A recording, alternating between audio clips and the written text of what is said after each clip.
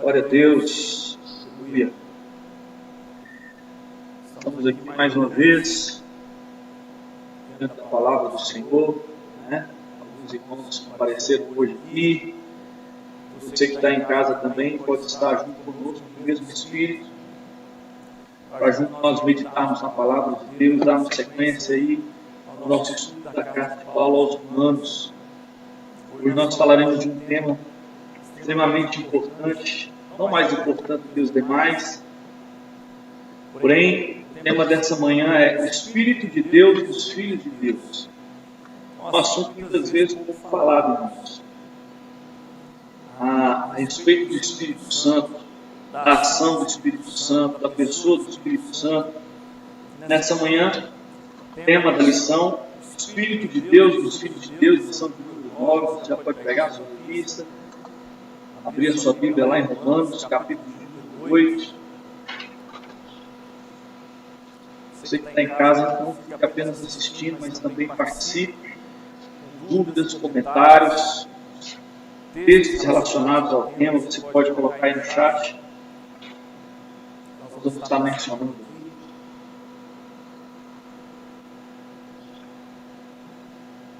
Questão de áudio, o vídeo também vai usando um retorno aí para que a gente possa ir melhorando também.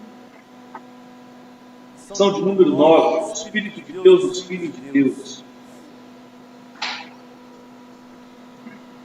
Obrigado. Glória a Deus. O texto básico de hoje, irmãos, é o capítulo 8 de Romanos, versículo 1 até o versículo 30.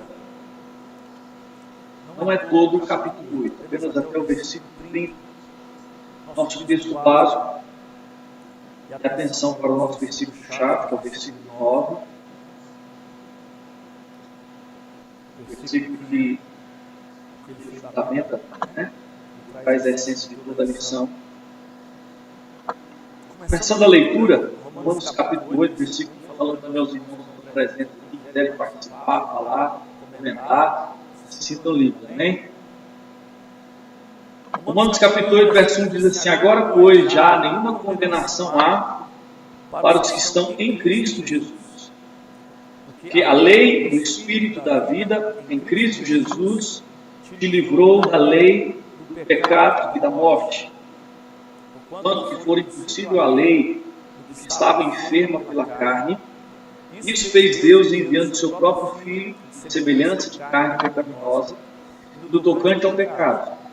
E com efeito condenou Deus na carne o pecado, a fim de que o preceito da lei se cumprisse em nós, não andando segundo a carne, mas segundo o Espírito. Porque os que se inclinam para a carne cogitam das coisas da carne, mas os que se inclinam para o Espírito, das coisas do Espírito.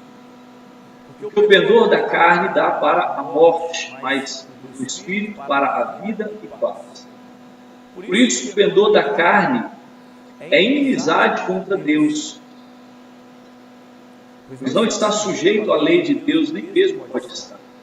Portanto, os que estão na carne não podem agradar a Deus. Vós, porém, não estáis na carne, mas no Espírito, se, de fato, o Espírito de Deus habita em vós. Se alguém não tem o Espírito de Cristo, esse tal não é dele.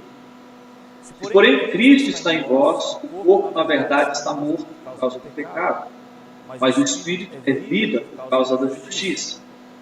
Se habita em vós o Espírito daquele que ressuscitou a Jesus dentre os mortos, esse mesmo que ressuscitou a Cristo Jesus dentre os mortos, vivificará também o vosso corpo mortal, por meio do seu Espírito que em nós habita.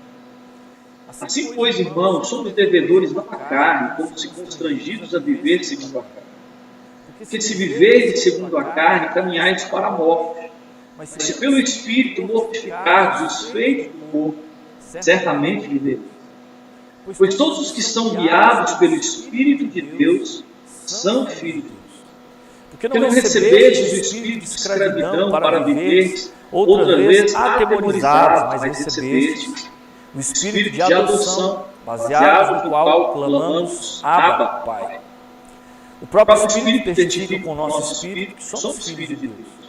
Ora, se somos filhos, somos também herdeiros de Deus e co-herdeiros com Cristo. Se com Ele sofremos, também com ele seremos glorificados. Porque para mim tem por certo o sofrimento do tempo presente não podem ser comparados com a glória a ser revelada em nós. A ardente expectativa da criação aguarda a revelação dos filhos de Deus. Pois a criação está sujeita à vaidade, não voluntariamente, mas por causa daquele que a sujeitou, na esperança de que a própria criação será redimida do cativeiro da corrupção para a liberdade da glória dos filhos de Deus. Porque sabemos que toda a criação, a um só tempo, geme e suporta angústias até agora. E não somente ela, mas também nós, temos as primícias do Espírito, igualmente gememos em nosso íntimo, aguardando a adoção de filhos, a redenção do nosso corpo. Porque na esperança somos salvos. Ora, a esperança que se vê não é esperança. Pois o que alguém vê, como o espera.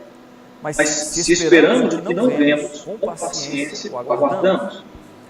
Também o Espírito, semelhantemente, nos assiste em nossa fraqueza, porque não sabemos orar como convém, mas o mesmo Espírito intercede por nós sobremaneira, com gemidos inexprimíveis.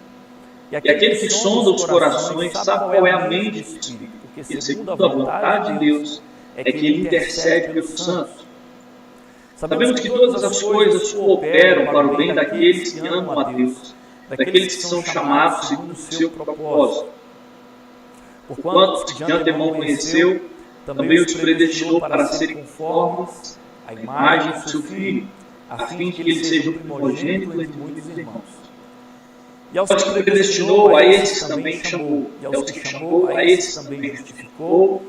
E aos que justificou, a esses também glorificou. Até aí. Amém?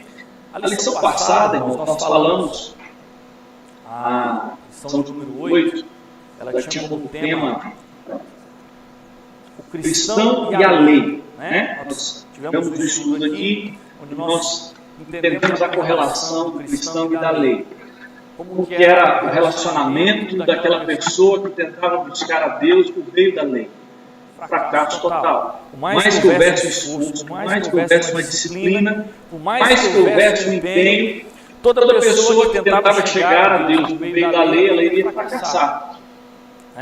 Porque a lei está pautada, viver na lei está pautado em buscar o esforço, pela própria capacidade humana. Então, quando você lê, por exemplo, o capítulo 7, que foi o texto da lição passada, Paulo ele traz uma situação, uma condição muito interessante que mostra a realidade de quem tenta agradar a Deus, ou quem tenta fazer a vontade de Deus pela força. Ele fala aqui em alguns versículos, diz assim: eu quero fazer o bem, mas na hora que eu vou tentar, eu me vejo vencido pelos desejos que operam nos meus membros. Então, na lei, a pessoa ela tinha consciência do que é errado, mas ela não tinha a capacitação para evitar fazer errado.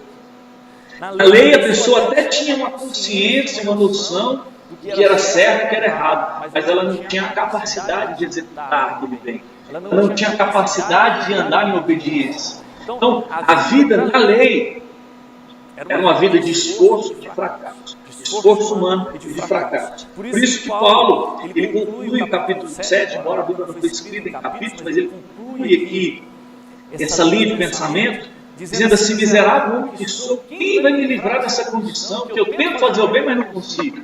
Aí ele diz no versículo 25, graças a Deus por Jesus Cristo, nosso Senhor. Então aqui, no final do capítulo 7, você já começa a ver a luz no fim do túnel.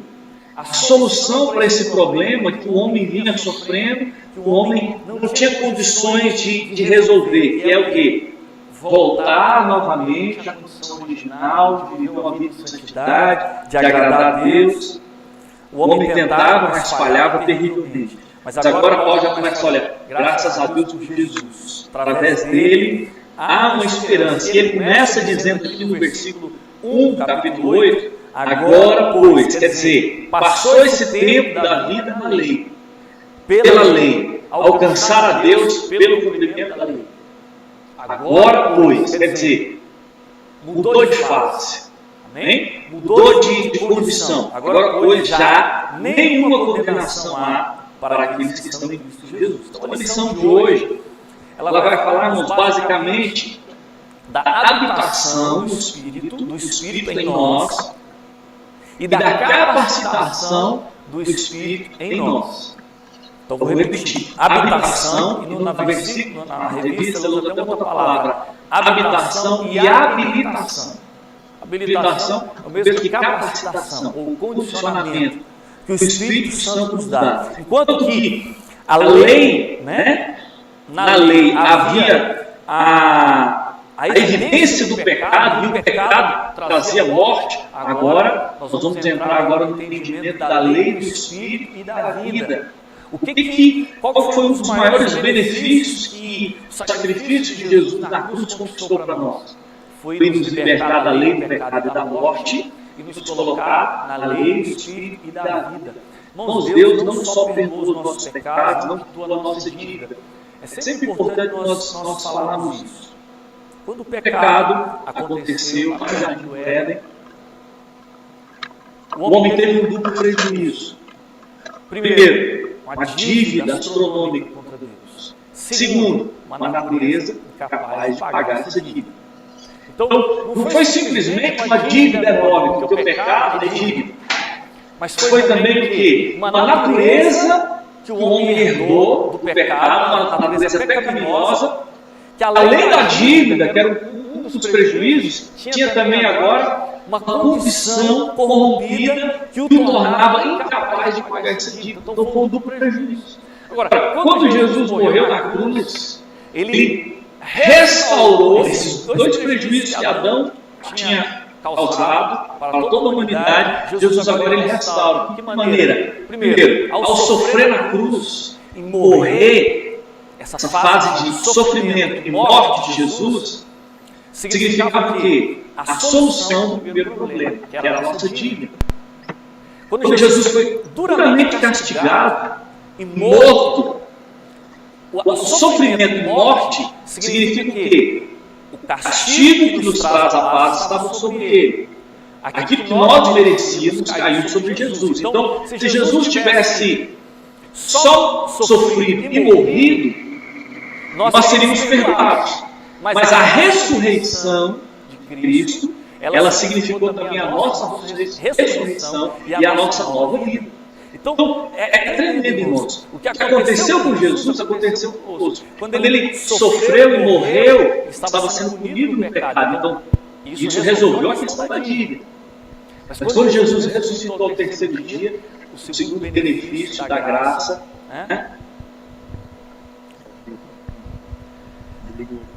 o segundo benefício da graça, Deixa eu desligar aqui rapidinho, irmãos. o segundo benefício da graça foi, o primeiro foi o perdão dos pecados, perdão da dívida, mas o segundo foi nós ganharmos de presente uma nova natureza. Quando Jesus ressuscitou, nós também simbolicamente ressuscitamos, passamos a ter uma nova vida em Cristo. Segundo os Coríntios 5:17, aqueles que estão em Cristo são nova criatura. As coisas velhas passaram. Agora, na lição de hoje, nós vamos entender que essa nova natureza, ela tem que ter um governante. Essa nova natureza, ela tem um líder, um regente. E quem é? Eu sou o Espírito Santo. Amém? Eu quero aqui usar hoje um pouco o quadro. Até uma sugestão da revista, e até os irmãos que estão aqui presentes, gostaria da participação dos irmãos, amém? Glória a Deus.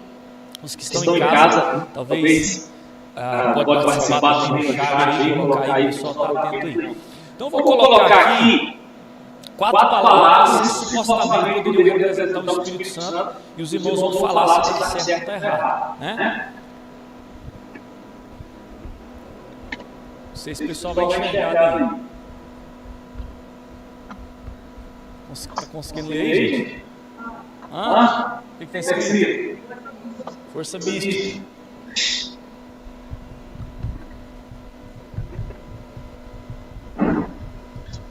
aqui está meio fraco, esse pincelzinho. Deixa eu ver se está melhor.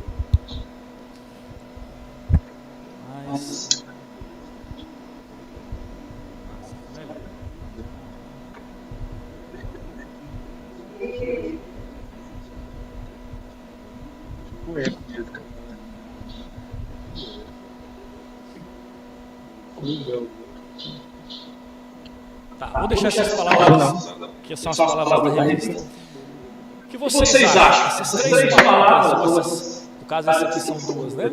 Vocês acham que isso tem de fato uma relação com o que o Espírito Santo é? Primeiro significa força mística. Segundo, energia. Terceiro, poder pessoal. E o quarto, mito. Alguma dessas você quer falar no Espírito Santo é um poder pessoal. Quem? Ninguém se arrisca? Alguém acha que uma dessas palavras representa o Espírito Santo? Não, né? Todos aqui foram unânimes, eu creio. Por que a gente colocou isso aqui, até uma sugestão da revista aqui, irmãos? Porque, na verdade, muitos dos cristãos têm um entendimento errado do que é o Espírito Santo. As pessoas pensam no Espírito Santo, quando fala-se do batismo, quando fala tal, como se fosse uma energia, uma névoa, ou uma atmosfera, né? Tem até canções que falam muito sobre a atmosfera e tal, e não está errado, mas... E a visão que muitas pessoas têm é de uma força, como se entrasse aqui uma fumaça, como se aqui entrasse de repente uma onda espiritual. E às vezes o entendimento errado, né, que mistifica o Espírito Santo. O que é mistificar algo? É quando você dá um significado, né? Um significado errôneo acerca de alguma coisa. O Espírito Santo, irmãos, não é uma força mística, não é uma energia, não é um poder impessoal, não é mito. O Espírito Santo é uma pessoa, ok? Então veja bem, vou colocar aqui. O Espírito Santo é uma pessoa. Pela palavra de Deus, ele é a terceira pessoa da Trindade. Mas quando se diz terceira pessoa da Trindade, não significa que ele é no grau de importância, ele está no degrau inferior. Não, ele é coigual. Amém? Ele é cossemelhante. O Pai, o Filho e o Espírito Santo são um. O Espírito Santo também é Deus. A gente pensa que não, Deus é o Pai e o Filho, o Espírito Santo é a força. Não, irmãos. Quando você estuda sobre a triunidade de Deus, você vai entender que para Deus se manifestar a nós, existe essa representatividade, Pai, Filho, Espírito Santo, né? Pai, Filho, Espírito Santo, a família celestial. Mas o Espírito Santo, irmãos, Jesus e o Pai, eles são um. Eles são três e são um ao mesmo tempo. Com a sua mente natural, talvez é um pouco complicado nós compreendermos. Mas o Espírito Santo, ele tem sim uma função específica na questão de Deus se manifestar ao homem, de Deus trabalhar no homem. Nós vamos entender isso aqui. Mas ele é tão importante e tão Deus como o Pai e o Filho. Apesar de ter, vou repetir, em termos de se manifestar a nós, Deus se manifestando ao homem, ele tem uma função específica. Amém? O Filho tem uma função, o Pai tem uma função, o Espírito Santo tem uma função. Mas o que você precisa entender é que o Espírito Santo é uma pessoa. Irmãos, isso precisa ser literal em nós, ele é uma pessoa. Quando a palavra de Deus diz assim, não entristeçais o Espírito, não apagueis o Espírito. Quando ele usa a palavra não entristecer, significa que isso conota o quê? Que ele é uma pessoa. Amém? O Espírito Santo se entristece, o Espírito Santo se alegra. Não é uma força, um poder, uma magia no ar, não. Embora sim, nós vamos entender que o Espírito Santo ele tem poder, né? Quando a gente fala de energia, a gente pode associar isso também ao que ele pode fazer, mas o que ele é uma pessoa que compõe a triunidade divina. Amém? Vamos lá para a nossa revista. Primeiro parágrafo. Na Bíblia, o Espírito Santo nos é apresentado como uma pessoa. Nós falamos aqui, terceira pessoa da Trindade. Porém, temos visto que os cristãos professos têm desfigurado o ensino da palavra sobre a pessoa e obra do Espírito Santo. Felizmente, nas teologias e práticas não bíblicas, o Espírito tem sido apresentado como uma força, uma energia cósmica ao nosso dispor. Nós falamos isso aqui. Pessoas são induzidas ao desejo e à busca do sentir a presença do Espírito Santo, mesmo quando a Bíblia afirma que ele habita nos crentes em Jesus e promove mudanças constantes dentro deles. Olha que interessante, irmãos. A maioria das pessoas pensa assim, associa o Espírito Santo ao cair, né? Nós vivemos um tempo, num passado não tão distante, né? Na época as pessoas oravam e as pessoas caíam. Nossa, aquela pessoa ali, ela tem o Espírito Santo. A pessoa está lá sapateando, rolando. Não estou falando que isso não é de Deus. Sim, muitas são manifestações verdadeiras da unção do Espírito, mas a gente sempre associou a um arrepio, a um sentimento emocional ou físico à pessoa do Espírito Santo. Então nós mistificamos ao invés de simplificar. Quando você olha para a palavra de Deus, né, as pessoas que foram tocadas pelo Espírito, ou que foram movidas pelo Espírito, ou que foram cheias do Espírito, você não via a palavra dando uma conotação de arrepios, de rolar, não que isso não seja de Deus, mas é mais simples do que a gente imagina, irmãos. É uma pessoa que habita em nós, amém? Olha só, seguindo aqui.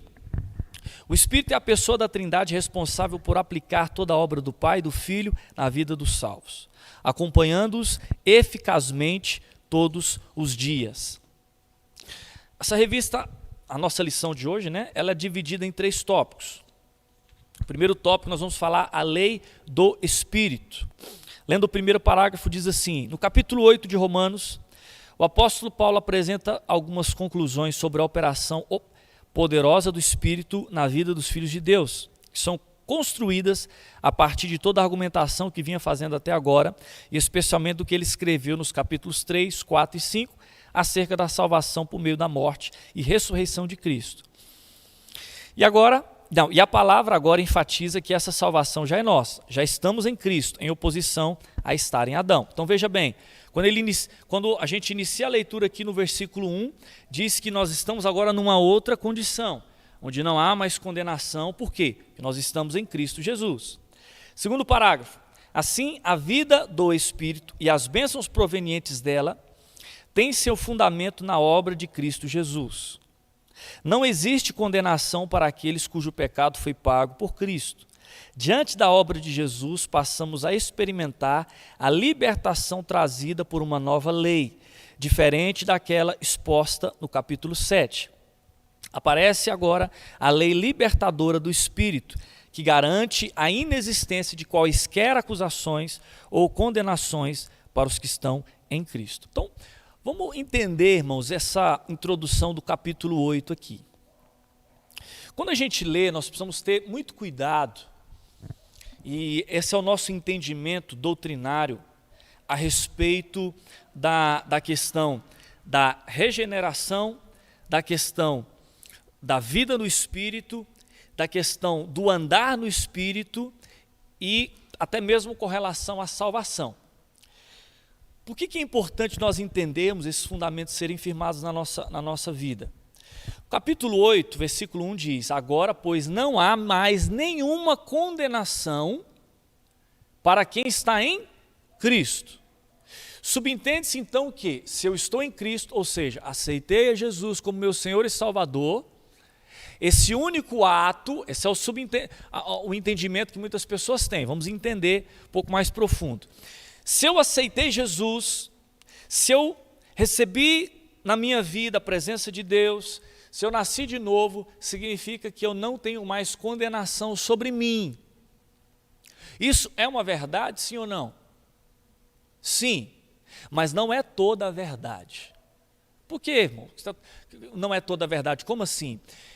Tem algumas versões, e eu não vou nem usar essas outras versões para explicar isso, mas eu não sei se aqui na igreja tem algum irmão que tem a versão que o versículo 1 é um pouco maior do que na maioria das Bíblias. Em algumas versões diz, agora, pois, já nenhuma condenação há para os que estão em Cristo Jesus. Na minha, que é a revista, Almeida, revista atualizada, que a maior parte das Bíblias são assim, diz isso, agora, pois, já nenhuma condenação para os que estão em Cristo Jesus, ponto, e já vai para o versículo 2, porque a lei do Espírito da vida, blá. Mas algumas versões trazem o seguinte versículo, Agora, pois, já nenhuma condenação há para os que estão em Cristo Jesus, vírgula, que não andam segundo a carne, mas segundo o Espírito. Algumas versões têm esse acréscimo. Se você olhar a Almeida Antiga, tem. Se você olhar algumas outras versões antigas, tem esse versículo aumentado. Na NVI também tem, que não andam segundo a carne. Ou seja, irmãos, a condenação, quem são aqueles que estão livres de condenação? Estar em Cristo e andar em Cristo, ou andar no Espírito. Agora, beleza, vamos levar em consideração, como verdade absoluta, nesse versículo, as versões que são maioria. Ok? Então, por exemplo, nesse versículo 1 aqui, vamos levar em consideração, vamos desconsiderar, entenda isso, vamos desconsiderar, para matar qualquer dúvida, vamos desconsiderar essas versões que trazem esse versículo acrescido. Porque na maioria, ele coloca o ponto final aqui, estão em Cristo Jesus. Mas vamos continuar a leitura. Porque a lei do Espírito da vida, em Cristo Jesus, te livrou da lei do pecado e da morte. Glória a Deus. O versículo 2 diz que nós que estávamos presos na lei do pecado e da morte, agora recebemos pela lei do Espírito da vida em Cristo Jesus. Fomos livres. 3, porquanto que for impossível a lei nunca conseguiu mudar a nós. A lei não conseguiu produzir a mudança em nós. Porquanto que for impossível a lei no que estava enferma pela carne, isso fez Deus de que maneira? Enviando o seu próprio Filho em semelhança de carne pecaminosa e no tocante ao pecado. Com efeito, através de Cristo Jesus, Deus condenou na carne o pecado. Agora presta atenção no versículo 4. Nós desconsideramos o versículo 1 acrescido. Vamos considerar ele como é na maioria das versões. Mas o versículo 4, irmãos, não deixa dúvida.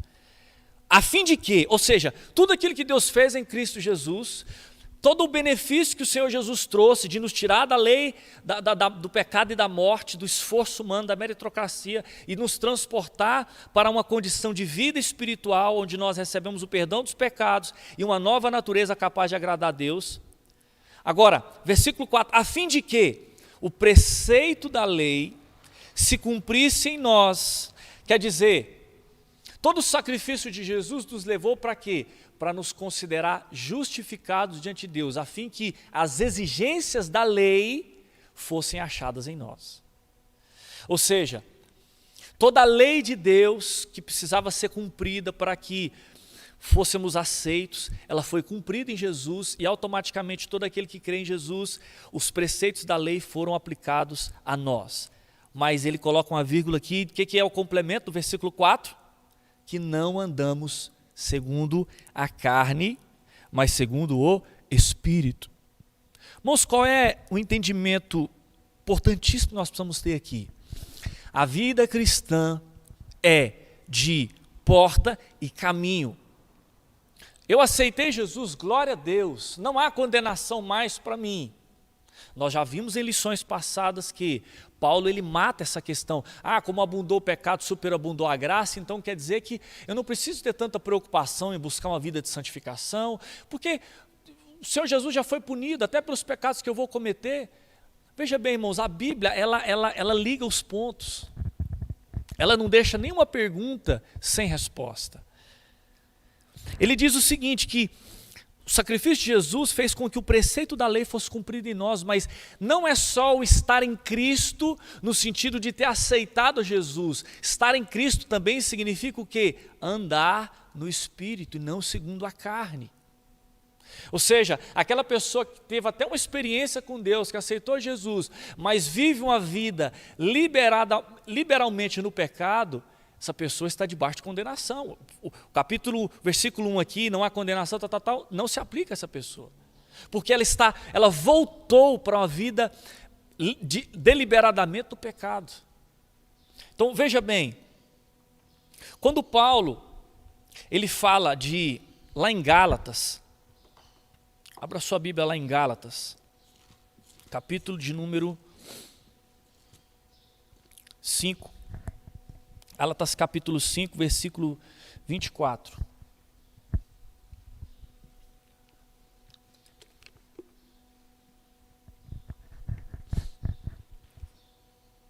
Gálatas 5, 24.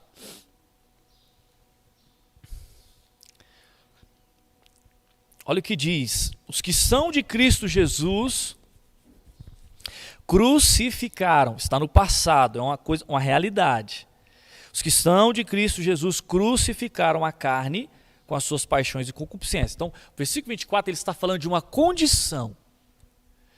Nós sempre precisamos entender o que é condição herdada em Cristo e o que é exercício dessa condição. Então, olha só.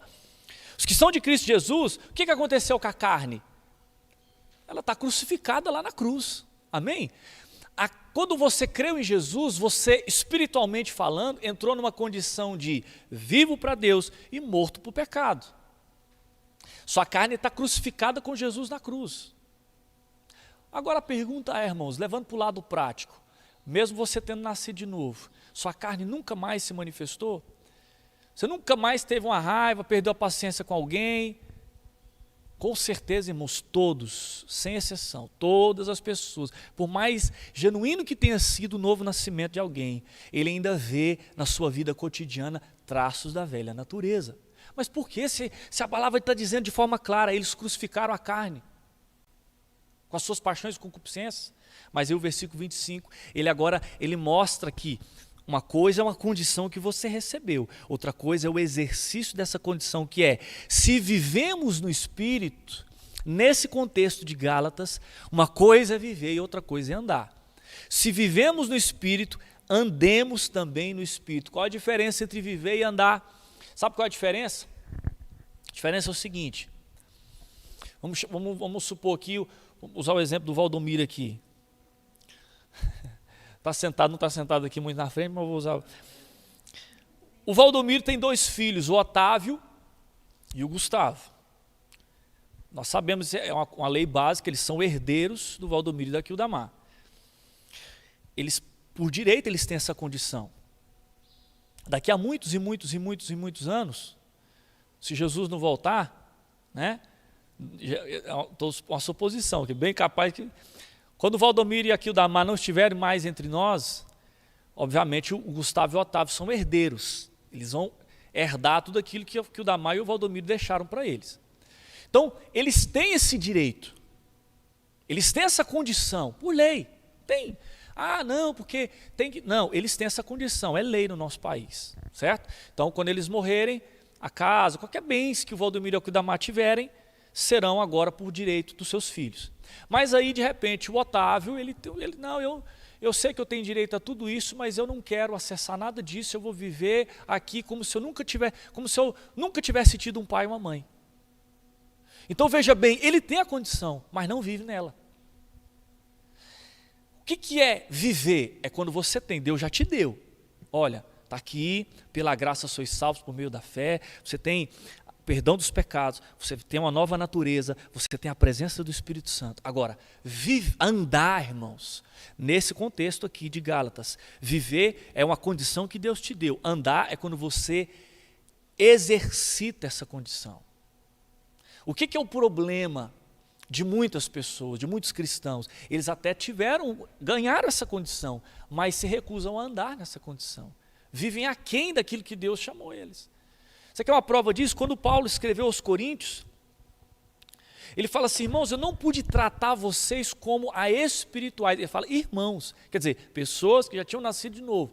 Eu não pude tratar vocês como a espirituais, e sim como a carnais. Leite vos dê a beber, porque vocês ainda não podiam suportar alimento sólido. Porque havendo entre vós contenda, ciúme, tal, não é assim que sois carnais? Ou seja, Paulo estava tratando ali de um problema na igreja de Corinto, que os irmãos, não é que eles não tinham nascido de novo, não é que falaram, vocês ainda não nasceram, não, vocês já nasceram de novo, mas vocês não estão andando no Espírito, vocês não estão colocando em exercício a condição que vocês já têm. Então, nós podemos entender que há 3 tipos de pessoas, irmão, com relação à condição espiritual. O homem natural, 1 Coríntios capítulo 2 fala, o homem natural não aceita as coisas do Espírito, eles são loucura. Quem é o homem natural? O homem natural é aquela pessoa que nunca teve uma experiência com Deus. O homem natural é o homem que nunca nasceu de novo, o homem ou mulher, né? é aquela pessoa que nunca teve em si, no seu espírito, a ressurreição da vida em Cristo Jesus. Nunca teve uma experiência. Esse é um homem natural, nunca nasceu de novo. O homem carnal é diferente do homem natural. O homem carnal é aquele que já nasceu de novo, mas ficou recluso, ficou estagnado, não desenvolveu, não buscou, não teve uma vida de oração. Então ele anda, mesmo tendo nascido de novo, mesmo sendo herdeiro e co-herdeiro, ele ainda prefere voltar para as paixões, para a prática do pecado. Ele ainda é imaturo, ele ainda é vencido pelo pecado. O pecado não é para ele como um acidente, não, o pecado voltou a ser uma prática. E aí que mora o perigo, irmãos. Estar nessa condição do homem carnal é muitas vezes pior do que estar na condição do homem natural, porque o homem natural nunca teve conhecimento, o homem carnal já teve, mas se recusa a andar. Não é uma questão de ignorância, já é uma questão de negligência. Então veja bem, agora, o terceiro é o homem espiritual, que nasceu de novo e vive uma vida pautada no Espírito. Não é perfeito. Veja bem, o homem espiritual, a gente não pode associar aquela pessoa que nunca errou. Não, é alguém que tem as suas falhas, mas ele esquecendo-me das coisas que para trás ficam, como Paulo diz, prossigo para o alvo. Ainda que às vezes, algumas vezes, falha, tropeça, mas se levanta, recorre à misericórdia do Senhor e procura desenvolver a sua vida espiritual. Esse é o homem espiritual. Você vê no decorrer do tempo um amadurecimento, uma maturidade. Então, são esses três tipos de pessoas. Então, nós precisamos entender isso, irmãos. O versículo 4 diz que essa condenação, ela não está sobre quem está em Cristo e quem permanece. Paulo escrevendo, não me lembro, aos Colossenses, diz assim: assim como recebestes a Cristo, uma coisa é receber, mas ele diz, assim também andai nele radicados, edificados, ou seja, não é só uma questão de receber, de passar pela porta estreita, é uma questão também de andar no caminho estreito. Amém? Então vamos lá. A lei do Espírito. O terceiro parágrafo, nós não vamos ler todos os parágrafos, diz assim: a lei exposta no capítulo 7 traz peso para quem está sob ela, que funciona como um elemento condenatório. A lei do Espírito traz plena libertação de todos os esforços humanos que tentam alcançar justificação e santificação. Então, se a gente pudesse fazer um comparativo, um paralelo da lei e agora da lei do pecado, né, do Antigo Testamento, e agora a lei do Espírito da vida, enquanto que na lei havia um esforço contínuo e um fracasso contínuo, agora na graça, na lei do Espírito da vida, agora não é uma questão de esforço humano, agora é uma questão de rendição e submissão ao Espírito. O Espírito Santo, irmãos, ele é a pessoa que veio habitar em nós para que a capacidade de Deus pudesse funcionar em nós, para que a nova natureza pudesse ser ativada em nós. Então, enquanto que na lei, na antiga aliança, era na força do braço, eu tinha que recorrer às minhas habilidades humanas falidas, por causa da minha velha natureza, e sempre fracassar, agora eu abdico de todas essas tentativas inoperantes. Agora, o que eu faço? Eu me aproprio, Senhor, já que eu cheguei numa conclusão que Paulo ali no final do capítulo 7 fala, eu já sou miserável, eu não consigo, eu preciso de ajuda. Aí pronto, chegou num ponto onde a mudança começa a acontecer. Aí a pessoa recebe a Cristo, toda pessoa que recebe a Cristo, recebe também a presença do Espírito Santo que vem habitar nela.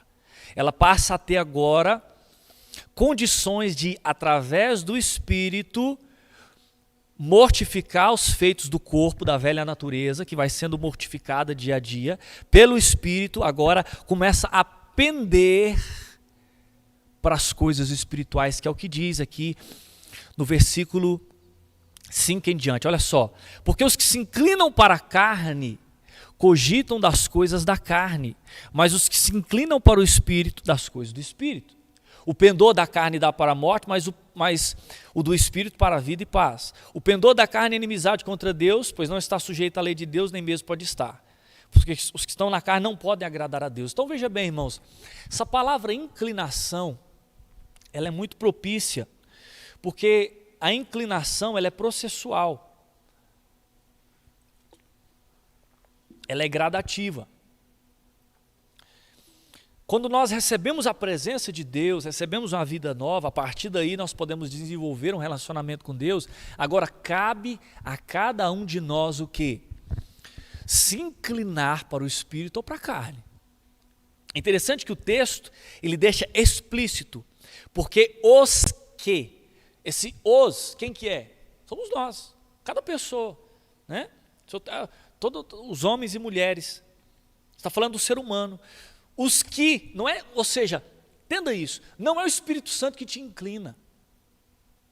Você que já nasceu de novo, você que já tem agora a vida de Deus em você, não é o Espírito, não é Deus que te inclina. Ô Senhor, me inclina. Não.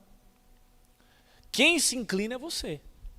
Porque os que se inclinam para o Espírito cogitam, quer dizer, cogitar aqui não está só falando de falar, de comentar, não, mas cogitar está falando de tudo aquilo que você produz. O resultado, os que se inclinam para o Espírito, o resultado que ele vai produzir é coisas do Espírito. Mas os que se inclinam para coisas da carne vão produzir as coisas da carne. Lembra quando Paulo fala lá em Gálatas, vamos abrir novamente? Gálatas capítulo...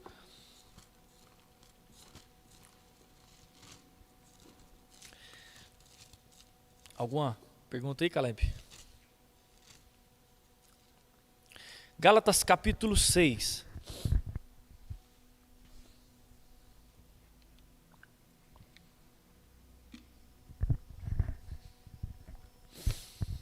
Versículo 8 diz assim: porque o que semeia para a sua própria carne, da carne colherá corrupção. Mas o que semeia para o Espírito, do Espírito colherá vida eterna. Ou seja, a responsabilidade de se inclinar ou não para as coisas do Espírito, irmãos, ela está totalmente sobre nós.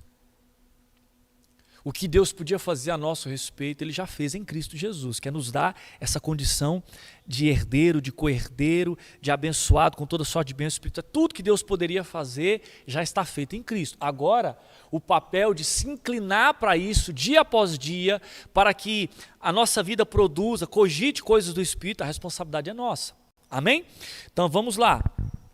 O último parágrafo do primeiro tópico diz assim: tanto a justificação como a santificação, ele diz aqui, não pertence a nós, mas o próprio Deus. A primeira conquistada por Cristo e a segunda sendo nos doada pelo Espírito que em nós habita, a fim de que o preceito da lei se cumprisse em nós, que não andamos segundo a carne, mas segundo o Espírito. Então veja bem, o que esse parágrafo está dizendo aqui, aparentemente contradizeu o que eu acabei de falar. Mas quando ele diz, no texto da apostila, que não pertence a nós, é no sentido de que não é pela força do seu braço. Amém?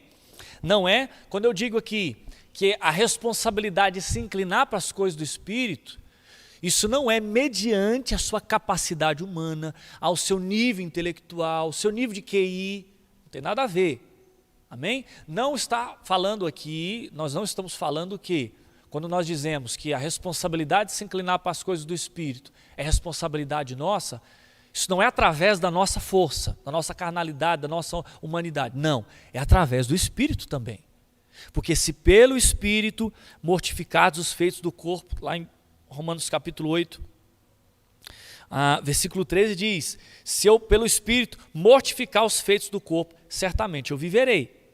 Então, quando ele diz que pertence a Deus a nossa justificação, a nossa santificação, é porque é através da oração, através do relacionamento, através da consagração, da minha entrega ao Senhor, que Ele vai também produzir não só o que Ele fez em Cristo, justificação, mas também a nossa santificação. Amém?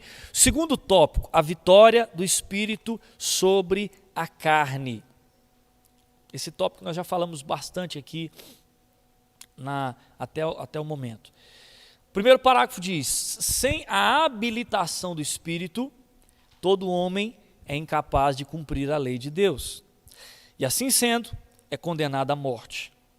Após explicar o assunto, o apóstolo esclarece que o Espírito que traz a vida não deixa alternativa aos filhos de Deus a não ser uma vida plena, abundante de obediência. Não havendo a habilitação do Espírito, não haverá obediência. Mas com o Espírito, o crente andará segundo ele, guiado por ele, em conformidade com ele e em dependência dele. Então veja bem, irmãos, que o texto do capítulo 8, e juntamente com as explicações da revista, quem nos habilita a viver uma vida de obediência é o Espírito Santo. Diz a palavra de Deus, porque Ele é quem opera em nós, tanto o querer como o efetuar, segundo a sua boa vontade. Agora, quando nós dizemos que a nossa responsabilidade, irmãos, é porque é através das práticas espirituais, através das chaves de relacionamento que essas coisas acontecem. Se o cristão não entender que ele precisa, não na força do braço, mas em sujeição ao Espírito, se render ao Senhor em oração, buscar se consagrar ao Senhor, buscar renovar a sua mente através da palavra de Deus, na adoração, entregar a sua alma e as suas emoções ao Senhor. Cada prática espiritual tem uma função e uma atuação diferente. A palavra de Deus, por exemplo, pessoa que ela é dedicada na meditação da palavra, a palavra ela vai agir diretamente nos nossos conceitos errados, substituir os nossos valores errados. A palavra de Deus diz lá em Romanos capítulo 12, versículo 1, rogo-vos, irmãos, pelas misericórdias de Deus, que apresenteis os vossos corpos por sacrifício vivo, santo e agradável a Deus, que é o vosso culto racional. Versículo 2, não vos conformeis com esse século, mas transformai-vos pela renovação da vossa mente, para que experimenteis qual seja a boa, agradável e perfeita vontade de Deus. Essa renovação, irmãos, ela acontece por meio da palavra. A palavra vai agir diretamente na renovação da nossa mente, transformando a nossa mentalidade, a nosso nível, a nossa concepção, a nossa visão das coisas. A oração em outras línguas, ela age também junto com a palavra, porque ela é uma ferramenta de edificação. Quando eu estou falando em línguas, eu estou falando mistérios. Daqui a pouco nós vamos falar, já caminhando para o final, quando a gente vai caminhando para o final, nós vamos falar sobre a questão da oração no Espírito. A adoração, ela age diretamente nas nossas emoções, na nossa alma, sarando as nossas emoções, sarando a nossa alma. Através da intimidade com o Senhor, o que há no coração dele é transmitido para nós. O jejum, ele age de forma que ele condiciona a nossa carne naquilo que Jesus já providenciou, que é crucificado em Cristo. Quando a pessoa ela tem a prática do jejum, ela está condicionando a sua carne à crucificação. Então cada prática, irmãos, ela tem uma ação diferente. A confissão da palavra, ela leva você que já entendeu, teve uma revelação no seu íntimo, agora você está confessando para que aquilo que está na palavra, que já se tornou uma revelação em você, seja realidade fora de você. Você confessa a palavra, não, a palavra de Deus diz isso. Então cada chave espiritual, ela te leva a essa condição no Espírito. Por isso que a palavra de Deus diz assim, porque os que se inclinam, lá no versículo 13 ele diz, porque se viver de segundo a carne, quem? Nós. Se eu viver segundo a carne, eu estou caminhando para a morte. Mas se pelo Espírito, mortificados os feitos do corpo, certamente vivereis. Se através do Espírito Santo, nessas práticas da oração, irmãos, deixa eu falar para você, as práticas espirituais são dádivas da parte de Deus para nós, para que através delas nós, como seres humanos, possamos andar de forma condicionada na obra de Cristo. Ou seja, como ser humano nós dependemos das práticas espirituais para acessarmos a Deus. Veja bem, elas não são um fim em si mesmas, elas são uma ponte de acesso. Por exemplo, até Jesus orava. Jesus, como Filho de Deus, a gente pensa assim, não, já estava tudo pronto, já tinha tudo, tal, já... Não, irmãos, Jesus passava madrugadas orando. Na noite que antecedeu a escolha dos 12 apóstolos, Jesus passou a noite orando. A palavra de Deus diz em alguns momentos dos evangelhos que ele se retirava para lugares ermos, desertos, a fim de orar. Antes de ser preso, Jesus estava orando. Se você for pensar pelo ponto de vista humano, cara, ele podia estar descansando, ele era humano, podia estar descansando, ele é filho de Deus mesmo, já era o filho ali, unigênito.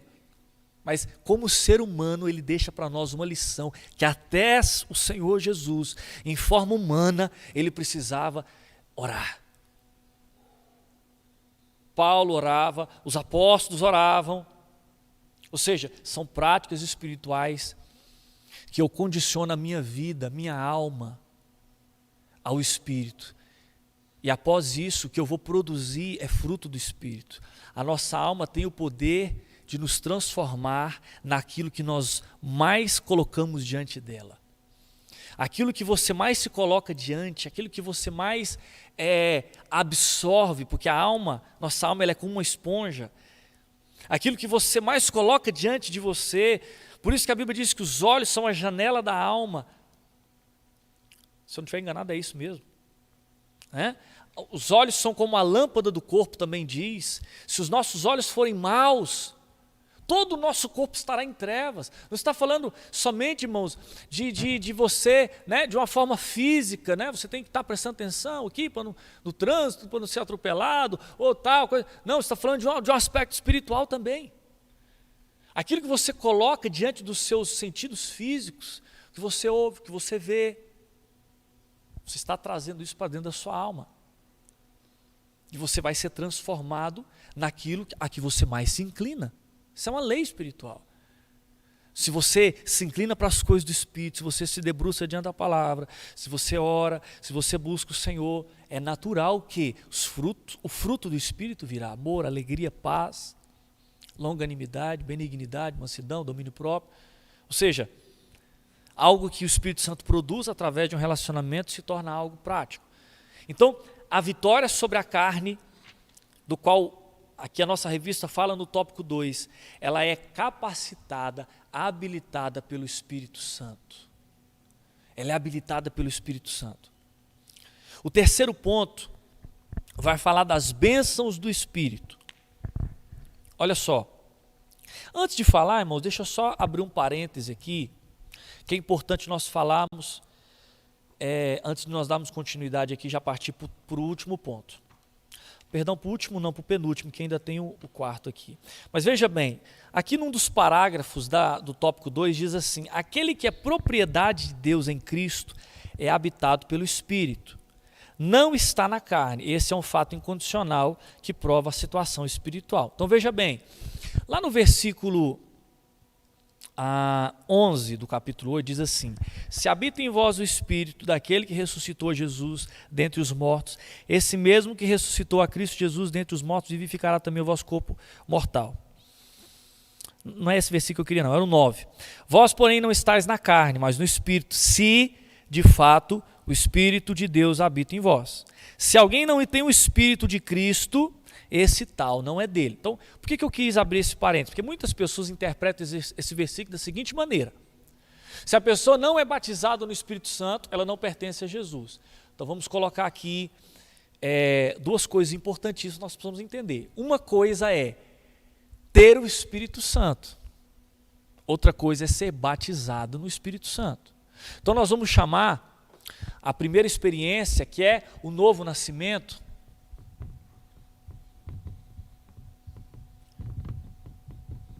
novo nascimento, ele vai ter o quê? O selo do Espírito Santo. O que significa quando a palavra de Deus diz lá em Efésios: não entristeçais o Espírito no qual fostes selados? Quando a palavra de Deus fala de selo, isso acontece quando há um novo nascimento. Quando a pessoa aceita Jesus, ela passa a ter ali instantaneamente a presença do Espírito Santo dentro dela. Você sabia que antes de Jesus ele subir para os céus, depois de ressurreto, lá em João, ele já tinha concedido o Espírito Santo aos discípulos. Quando ele diz assim, soprou sobre eles e diz: recebei o Espírito Santo.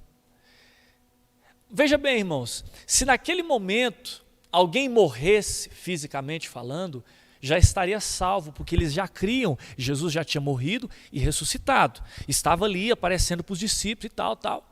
E Jesus já tinha falado: olha, recebei o Espírito Santo. Quando Jesus apareceu para eles, recebei o Espírito Santo. Então veja bem, uma coisa é ter o selo, que isso vem através do novo nascimento.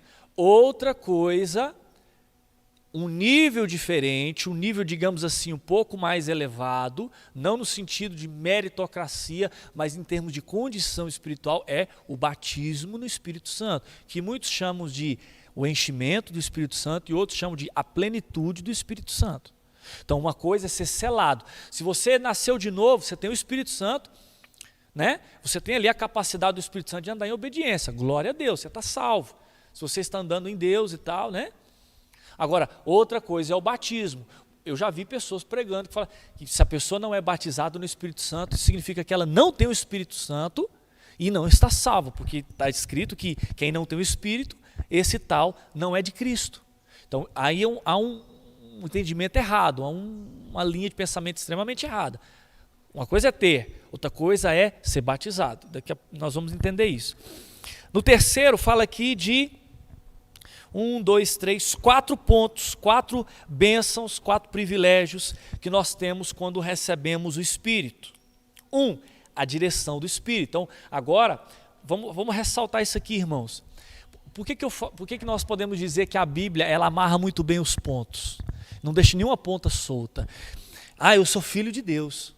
Tem um colega meu que a família dele é cristã e tal, mas ele nunca teve uma experiência com Deus. Mas ele sempre gosta de falar assim, não, porque meu lugar no céu está garantido, que não sei o quê. Mas quando você olha para a vida dele, é uma vida extremamente bagunçada, de adultério, de coisas assim terríveis, né? Mas veja bem, a palavra de Deus ela é muito clara.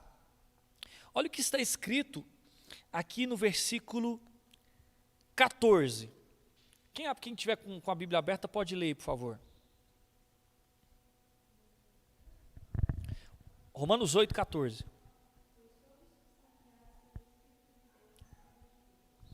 Pois todos que são guiados pelo Espírito de Deus são filhos de Deus. Então veja bem, irmãos, por isso que você não pode pegar um versículo como verdade absoluta na Bíblia. Mas todos quantos receberam deles o poder de serem feitos filhos de Deus.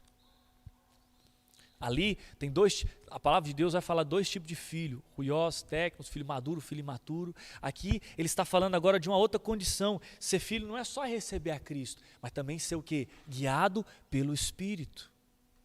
Por isso que quando Jesus disse assim, olha, aquele te ferir no afasta, amai os teus inimigos, orai pelos que vos perseguem, porque Deus faz vir a sua chuva sobre maus e bons, sobre ímpios e justos. Assim também, fazei, né, o bem aos vossos inimigos, para que vos torneis filhos do vosso Pai Celeste. Então você vai ver, irmãos, que a vida de Deus ela não está pautada a uma experiência única, mas a uma continuidade. Os que são guiados pelo Espírito de Deus são filhos de Deus. Então, aquela pessoa que tem uma vida de Deus agora, nasceu de novo, ela passa até agora a direção do Espírito. E cabe a ela obedecer ou não. Então essa pessoa ela pode ter o Espírito Santo, mas andar na sua própria direção. O pastor David Robson ensina que muitas pessoas têm o Espírito Santo, mas é como se ele estivesse dentro de uma jaula. Ele não tem opinião. Ele às vezes sinaliza, olha, não vai, não entra nisso. Isso é bocada, como diz os meus amigos lá, isso é boca de caieira. Boca de caieira é tipo assim, cara, isso aí é enrosco, não vai não, que né, você vai ficar na chapada. Ou seja, o Espírito Santo muitas vezes sinaliza, irmãos, mas o obedecer ali, cabe a nós nos sujeitar. Então, direção do Espírito. 2, adoção pelo Espírito. É interessante, irmãos, que o Espírito Santo, Jesus já havia predito que ele seria o Consolador, aquele que nos guiaria a toda a verdade. Ele vos faria lembrar todas as coisas que eu vos tenho dito. O que o Espírito Santo precisa nos lembrar constantemente, irmãos? Uma das principais coisas que ele precisa nos lembrar, que nós esquecemos com facilidade, o que é? Alguém se arrisca? O que o Espírito Santo precisa sempre estar nos lembrando através da palavra, da nossa condição? Qual a condição que nós precisamos estar sempre sendo lembrados pelo Espírito? Que nós somos filhos. Você já percebeu que muitas vezes a gente, meu Deus do céu, peraí, eu sou filho de Deus, sabe o maioral de todo, que criou o universo inteiro, as galáxias, os planetas. Tem um homem na internet, um pregador, que ele fala, ele tem uma pregação tremenda sobre as galáxias, E aí, quando você começa a ver o planeta Terra, mediante a galáxia, as galáxias, o universo e tudo, você vê assim, meu Deus, o planeta é desse tamanho. Agora você imagina a gente, em termos fisicamente falando, mas Deus é o nosso Pai, criou todos os mundos, tudo que há, foi Deus que criou, e nós somos filhos. Mas por várias vezes, irmãos, no nosso dia a dia nós esquecemos. E quem tem que estar lá para nos lembrar? Você é filho. Você é filho. Aqui a gente tem alguns pais, Valdomiro aqui da Mar, pastor Ricardo, né? Eu daqui uns dias, eu já sou pai, né? Mas eu vejo o pastor Ricardo, os pais, o Valdomiro aqui, quando fala dos filhos, aquele bom ciúme, né? O ciúme no sentido de zelo, aquela preocupação, muitos falam, né, que você consegue ter uma noção diferente do amor de Deus quando você se torna pai, quando você entende, meu Deus, como eu amo essa criança e tal, e você... Aí a gente esquece isso, irmãos, meu Deus, eu sou filho de Deus, o pau pode estar quebrando, que eu tenho uma garantia, o Senhor me protege, me guarda. Então esse é o segundo benefício. A palavra de Deus diz aqui que Ele mesmo... Quer ver qual é o versículo aqui? O versículo 15, porque nós não recebemos o espírito de escravidão, para vivermos outra vez atemorizados, mas recebemos o espírito de adoção, baseado no qual clamamos, Abba, Pai. Verso 16, o próprio Espírito, ele testifica dentro de nós, com o nosso Espírito, que somos filhos de Deus. Se somos filhos, somos também herdeiros e co-herdeiros com Cristo. Nós podemos até sofrer com Ele, mas com Ele seremos glorificados. O Espírito Santo, irmãos, tem que estar nos lembrando diariamente, você é filho, você é filho. Você é filho, você não tenha medo. Às vezes a Milena falando um negócio interessante lá em casa, lá leu um negócio em algum lugar, 366 vezes na Bíblia existe a palavra não temas. Praticamente, para todo dia no ano, para um pouco mais do que isso, todo dia no ano, tem um ano bissexto, né? Por garantia, para cada dia tem uma palavra para nós, não temas, não tenha medo, não tenha medo, não tenha medo. O Espírito Santo tem esse papel de nos lembrar. Terceiro, testemunho do Espírito. Tendo em vista que o mundo, a carne e o diabo constantemente lançam dúvidas a respeito da nossa filiação em Cristo, o Espírito Santo trabalha num processo contínuo e eficaz de convencimento e confirmação de que somos filhos de Deus. Acabamos de falar. Quarto, a certeza da herança. Como Paulo em Efésios 1:14 diz, o Espírito Santo é o penhor da nossa herança conquistada por Cristo Jesus, até o resgate da sua propriedade em louvor da sua glória.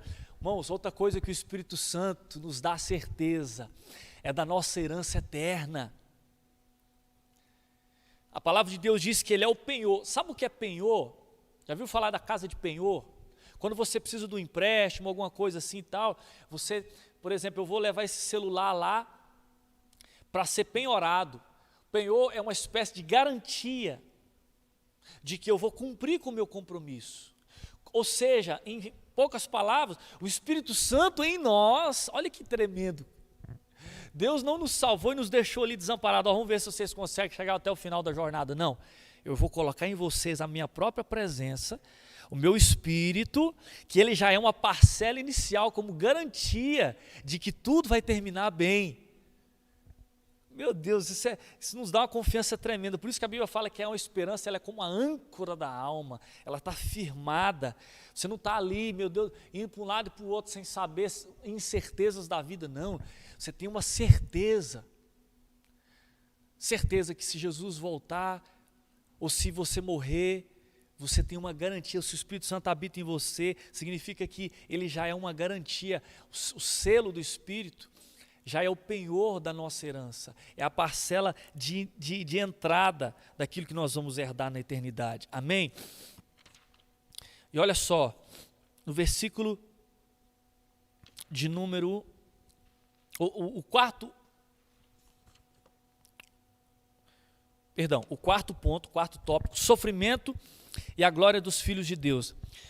O apóstolo Paulo encerra a descrição sobre a obra do Espírito tratando da questão do sofrimento, tema que aflige toda a criação, inclusive os filhos de Deus. O pecado trouxe o peso do sofrimento sobre a criação, os filhos de Deus vivem ainda sobre as consequências gerais do pecado. A palavra exorta os filhos de Deus a aguardar com grande expectativa o dia da redenção, quando serão libertados de toda e qualquer consequência pecaminosa. Pois somente naquele dia ele lhes enxugará dos olhos toda lágrima, e a morte já não existirá, e já não haverá luto, nem pranto, nem dor, porque as primeiras coisas passaram. Então aqui, no tema, na revista, ele faz essa ligação da glória que está por vir, a ardente expectativa da criação, ao que Deus vai concluir a criação dos novos céus e nova terra. Mas muitos irmãos usam esse texto também para aplicar que a criação são as pessoas, os ímpios do mundo, que aguardam ardentemente a manifestação dos filhos de Deus. Amém? Mas esse não é o alvo nosso aqui do tema. Talvez nós podemos entrar num outro assunto, nesse assunto, até porque nós não temos tempo, nosso tempo já está se findando.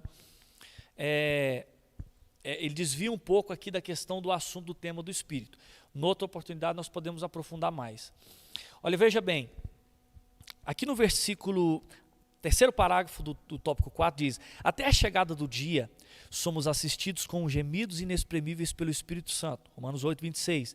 Ele nos conduz na oração e por nós intercede, fazendo-nos experimentar a vontade de Deus, confirmando nossa convicção de que a vontade de Deus visa sempre o bem de cada um dos seus filhos. Não significa que esse bem será algo necessariamente fácil e tranquilo, mas a semelhança de Cristo estaremos sempre dispostos a provar e aprovar tudo que o que o Pai nos conceder, objetivando os frutos de justiça e toda a glória do dia de Cristo Jesus. Na apostila, ele deixa, de uma forma um pouco superficial, a explicação do versículo 26, mas nós cremos, irmãos, que aqui já fala de um nível, que é o que eu falei. No primeiro nível fala do selo do Espírito, que é você ter a presença, mas a palavra também nos dá, Deus nos oferece um segundo nível, um nível um pouco mais excelente, que é sermos batizados no Espírito Santo. Lá em João, João, não me engano agora 20 e poucos lá, Jesus falou: recebei o Espírito, mas ele diz lá em Atos capítulo 1, fala assim, vocês vão receber poder, que ali a palavra poder é dunamis, ao descer sobre vós o Espírito Santo, sereis minhas testemunhas. Quando você recebe o Espírito Santo através do novo nascimento, você recebe capacitação para andar em obediência, para iniciar a sua vida cristã.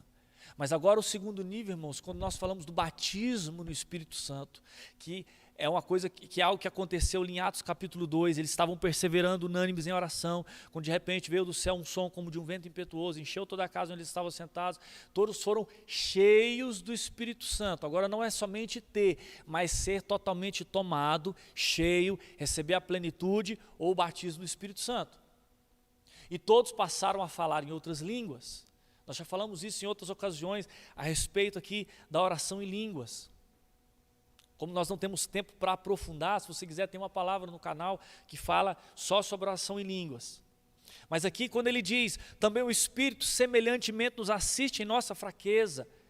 Que fraqueza? Porque não sabemos orar como convém. Mesmo nascidos de novo, irmãos, nós temos ainda dificuldade de identificar quais são as nossas reais necessidades e prioridades.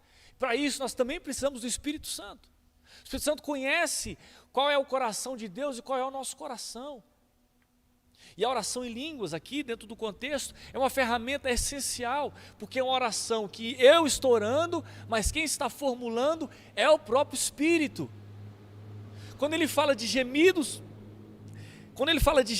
inexprimíveis, inexplicáveis, inteligíveis, que gemidos inexprimíveis, que tipo de gemido é esse aqui? Será que eu ficar ali gemendo no Espírito? Não, irmãos, não tem nada a ver com gemer fisicamente falando ali, sentir uma dor física, ou sentir alguma coisa.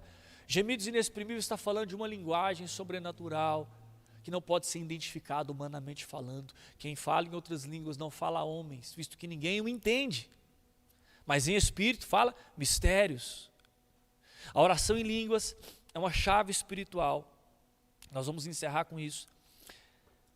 É uma chave espiritual pela qual eu estou falando mistérios. Os mistérios que estiveram ocultos desde a fundação do mundo, que agora se tornou revelado para nós. Que mistérios são esses? Cristo em vós, esperança da glória. Através da oração sobrenatural do Espírito Santo, eu posso não somente me equipar da armadura de Deus, como diz Efésios, capítulo 6, orando em todo o tempo no Espírito.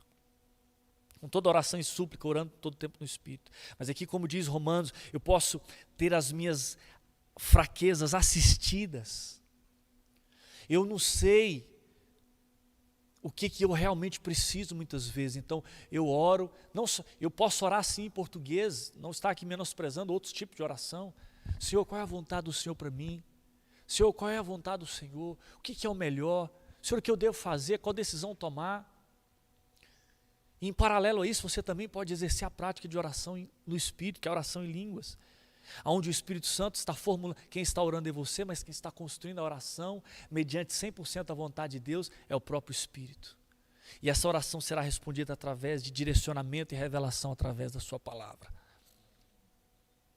E aí você consegue entender o versículo 28, porque todas as coisas cooperam para o bem daqueles que amam a Deus, que são chamados segundo o seu propósito. Ou seja, tudo coopera quando a sua vida está alinhada com o propósito de Deus. Todas as coisas, até quem te persegue, está contribuindo para o propósito de Deus. Até quem te persegue, até quem faz o mal contra você. Aí, irmãos, quando você chega nessa condição, nesse entendimento, você deixa de ter alguns tipos de sofrimento angustioso. Por que estão fazendo? Essa injustiça. Não, você consegue entender que até o que fazem de mal contra você, você entende que estão contribuindo para te amadurecer. Então, você não vai mais se angustiar, orar, o Senhor fala, né? Toca na vida do fulano para ele parar de fazer isso, ou faz. Não, você agora vai agradecer a Deus, obrigado, Senhor. Tenho motivo de toda alegria ao passar por essas provações, porque elas estão produzindo perseverança e experiência na minha vida. Amém? Nosso horário já se findou.